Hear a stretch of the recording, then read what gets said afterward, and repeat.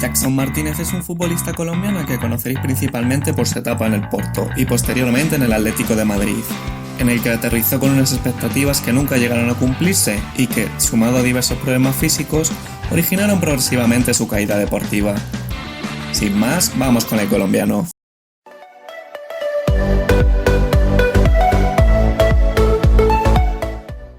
La carrera profesional de Jackson Martínez comienza en Independiente Medellín de la Liga Colombiana, en el cual empezó a jugar esporádicamente y poco a poco se fue consolidando con los años gracias a su gran capacidad goleadora.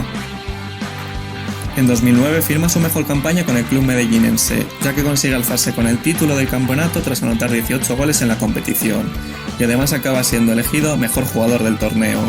Jackson termina su etapa en Independiente Medellín con 52 goles en 130 partidos.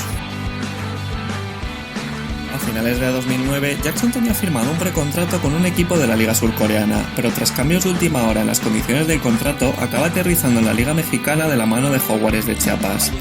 En el equipo chiapaneco terminó con 36 goles en 68 partidos, lo cual le convirtió en el tercer mejor goleador de la historia del club, además de llegar a los 100 goles en su carrera profesional.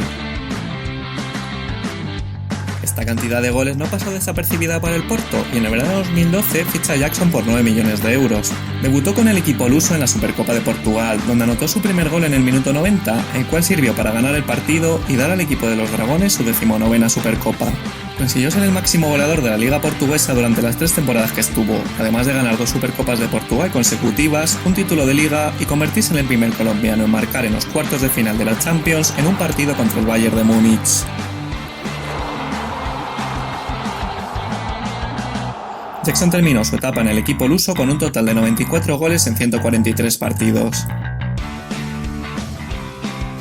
En julio de 2015, el Oporto llega a un acuerdo con el Atlético de Madrid por el traspaso de Jackson a cambio de 35 millones de euros.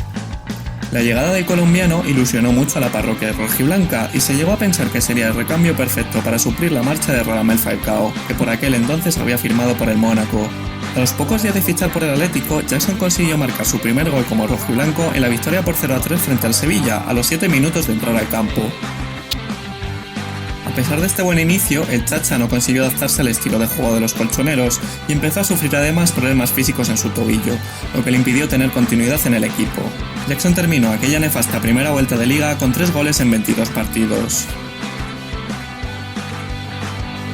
En el mercado invernal de 2016, el Guangzhou realizó una oferta de 42 millones de euros por Jackson, y el Atlético, tras ver el poco rendimiento deportivo ofrecido por el jugador, decide aceptarla. Tuvo un buen arranque en la Liga China, ganando la Supercopa, la Copa y la Liga en su primer año, pero en la temporada siguiente recae de una lesión en el tobillo de la cual tuvo que pasar por quirófano y por tanto perderse todo el campeonato.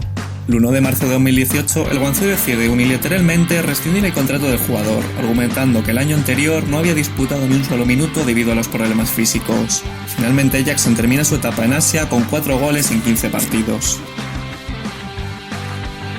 Ya como agente libre, Jackson vuelve a Portugal de la mano del Portimonense en 2018. Marca su primer gol tras 2 años de sequía gracias a un penalti contra el Belenenses y consigue terminar esa misma temporada como máximo goleador del conjunto con 9 goles en 28 partidos.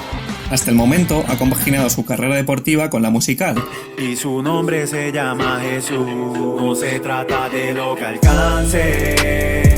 Pero este curso sus sensaciones con la pelota no han sido las mismas que las de la temporada pasada, debido a la reaparición de las lesiones. Según explicó recientemente el rotativo luso Yogo, el delantero estaría pensando muy seriamente en la posibilidad de dejar el fútbol al terminar la temporada, teniendo ya sobre la mesa la opción de pasar a trabajar para el Portimonense desde los despachos.